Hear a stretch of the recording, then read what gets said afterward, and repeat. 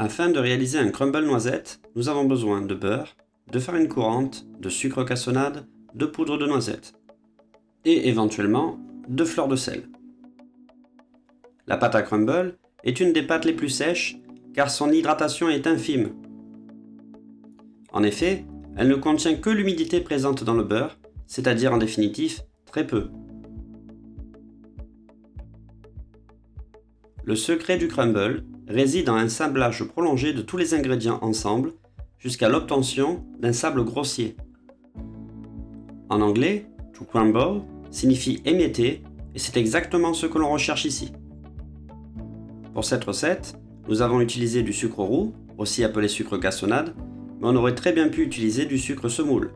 L'avantage de la cassonade est qu'elle développe une granulométrie plus importante et va donc apporter une certaine mâche intéressante au crumble. Pour mes mots, le sucre est issu de deux plantes dites saccarifères, la canne à sucre et la betterave sucrière.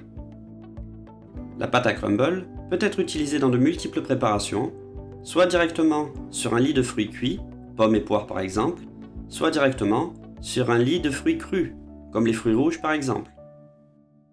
Attention toutefois aux fruits crus qui vont relâcher beaucoup d'eau à la cuisson et qui peuvent générer un crumble beaucoup plus mou.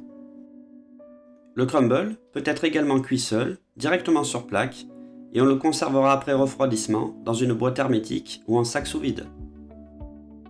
Il pourra servir en topping sur des viennoiseries, en finition verrine, en élément constitutif d'un dessert à l'assiette ou un appoint de décor sur certaines pâtisseries. On peut donc observer la formation d'un sable grossier, non homogène, et c'est exactement ce que l'on recherche, des morceaux de différentes tailles afin d'apporter de la mâche et de la texture. Répartir sur plaque, sur faible épaisseur, qu'on enfournera à 160 degrés durant 10 à 15 minutes.